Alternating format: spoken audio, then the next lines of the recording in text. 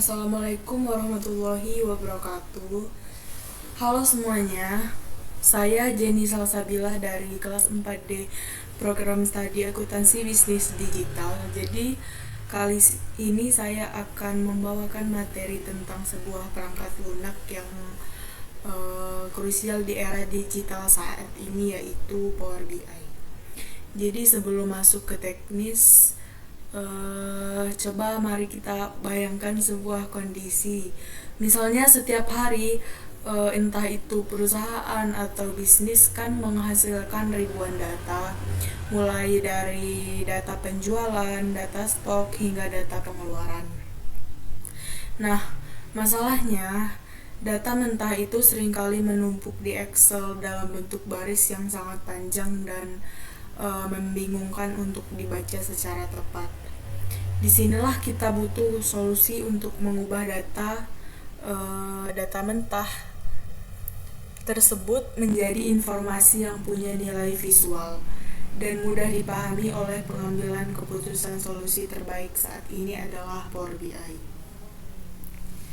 Nah, selanjutnya, apa sih Power BI itu?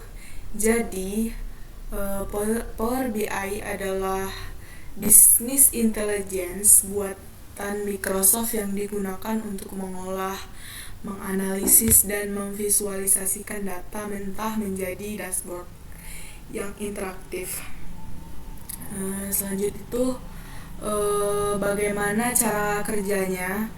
Jadi, Power BI ini menggunakan konsep yang disebut extract atau transform dan load. Jadi yang pertama adalah extract atau mengambil data. Nah, Power BI ini sangat fleksibel.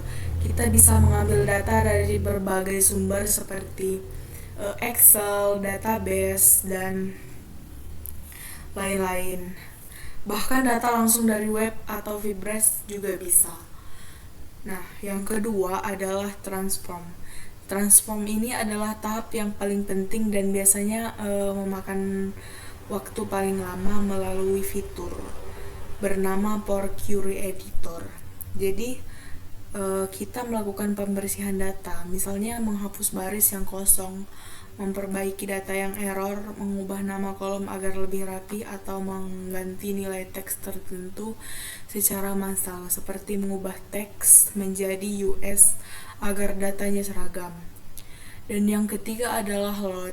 Jadi setelah datanya bersih dan rapi di Power Query, data tersebut dimuat ke dalam model Power BI untuk siap kita visualisasikan. Dan selanjutnya ada komponen utama dan analoginya. Jadi di dalam ekosistem Power BI ini ada 3 komponen utama yang perlu kita ketahui, yaitu yang pertama ada Power BI Desktop.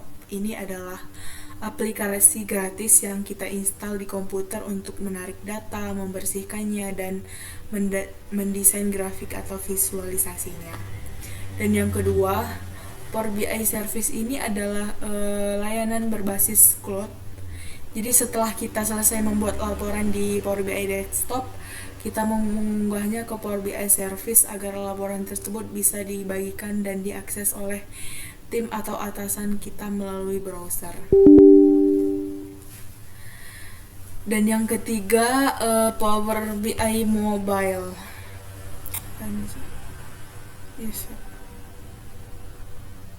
Dan yang ketiga ini ada Power BI Mobile. Ini adalah aplikasi smartphone untuk memantau dashboard kapas secara real time.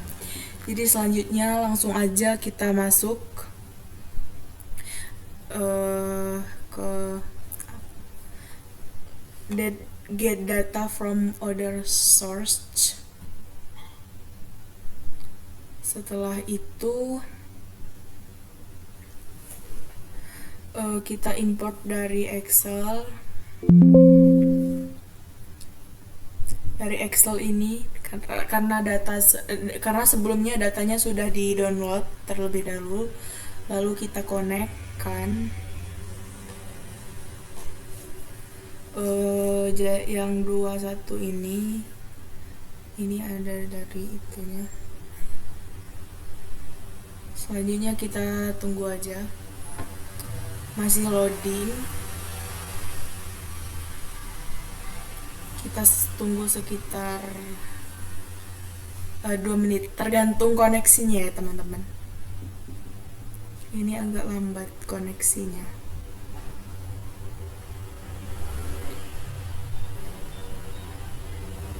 Jadi sebelumnya Power BI ini kita download terlebih dahulu teman-teman di laptopnya atau menggunakan apapun itu.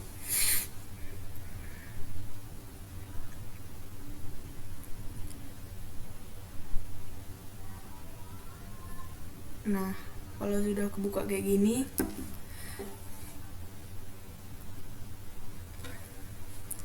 langsung kita load aja ya.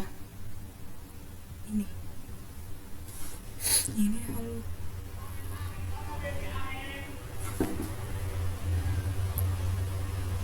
Jadi kita transport data terlebih dahulu.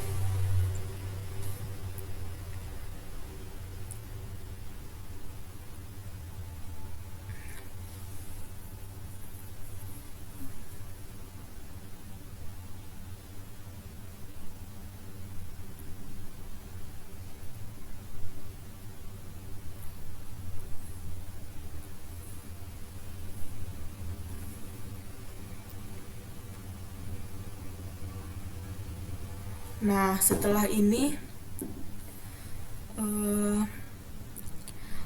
jadi kalau kita ingin mengubah namanya bisa di sini, dan di sini juga ada fitur ini, row ID-nya, order ID, order date, jadi tanggal berapanya, terus ship date, dan banyak fitur lainnya.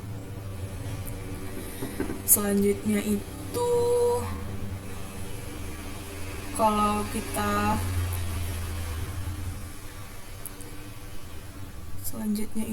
kita mau nganuin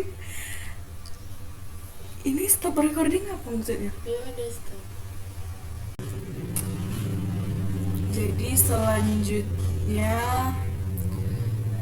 kalau kita mau ubah ini semua fitur ini bisa teman-teman sesuai kebutuhan masing-masing untuk datanya. Jadi tampilannya seperti ini bisa kita fungsikan untuk apapun itu. Nah, jadi Power BI ini benar-benar bermanfaat, apalagi bagi bisnis atau perusahaan yang besar, karena kan pastikan datanya itu benar-benar banyak sampai ribuan data.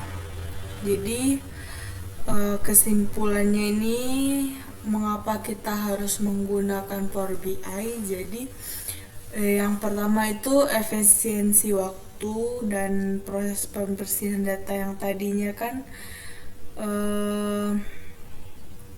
yang kita bersihkan dan lainnya itu terekam secara otomatis di aplikasinya. Jadi bulan depan misalnya nih ada data baru, kita cukup klik refresh dan datanya akan bersih secara otomatis tanpa perlu kita edit ulang dari awal. Dan selanjutnya bisa juga kemudahan pengambilan keputusan. Atasan atau pemilik perusahaan tersebut bisa membantu kita mengubah data mentah menjadi keputusan bisnis yang pas dan cepat. Jadi sekian presentasi dari saya, lebih dan kurangnya mohon maaf. Saya akhiri, wassalamualaikum warahmatullahi wabarakatuh.